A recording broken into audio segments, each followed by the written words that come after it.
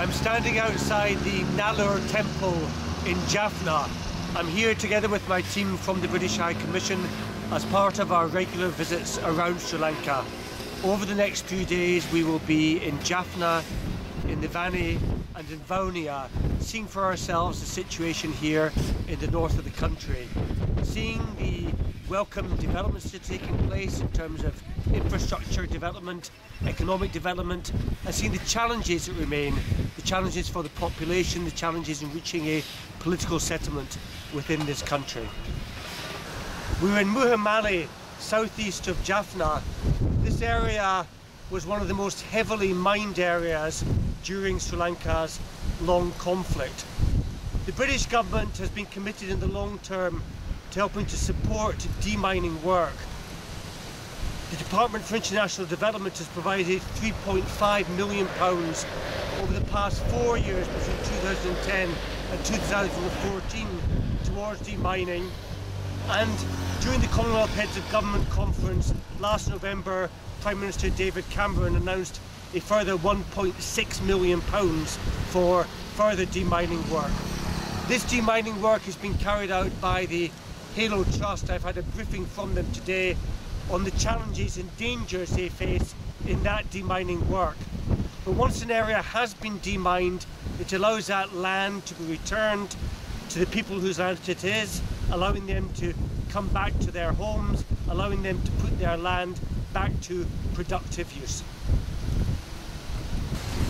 I've been visiting the Udayan Press, the Tamil newspaper in Jaffna town, which Prime Minister David Cameron visited during the Commonwealth Heads of Government meeting last November.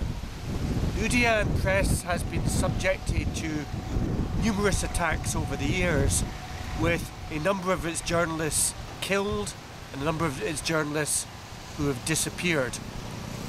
I'm pleased to say that in 2014 there have been no further attacks on the Udayan Press.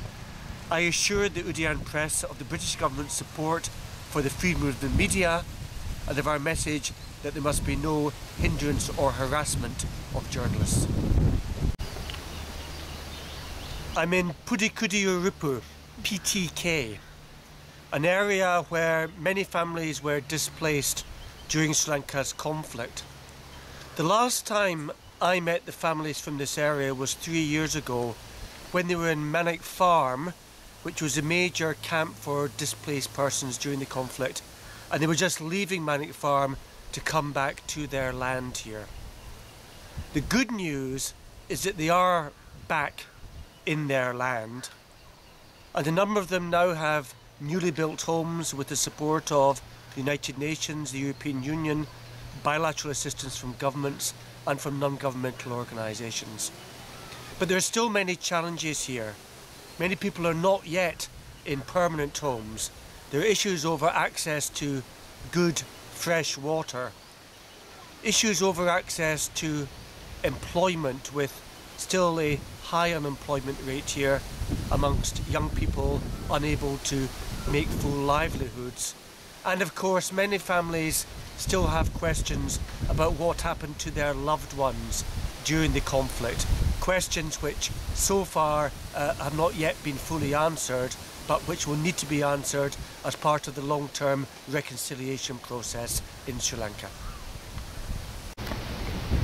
We've just come from the main police station in PTK, where we've been seeing for ourselves the model of community policing which has been adopted there. This is a programme funded by the British government in conjunction with the Asia Foundation, and it's sharing the UK experience of the police working with the community in tackling problems of crime and law and order, rather than simply a top-down model of policing. We've been hearing and seeing for ourselves the fact that Tamil-speaking police officers are operating there, either members of the local community who have now joined the police, or Sinhalese officers who have been trained in the Tamil language. There are also women officers and a women's desk who can deal specifically in issues of domestic violence and other problems which particularly affect the community of women in this area.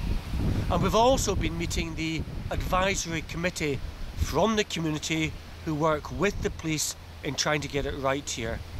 The evidence from surveys carried out by the Asia Foundation and by the United Nations, and from our own experience, is that relations between the community and the police in this part of Sri Lanka are improving, and we remain committed to supporting this programme. This morning I've been meeting locally elected representatives of the people who live in Vavuniya, members of the government services, officials and members of the army. I've been discussing the developments that's taken place here in the post-conflict period and the challenges that remain. Challenges of having housing for all those who require it, of meeting livelihood needs, and of achieving a long-term political reconciliation between the communities.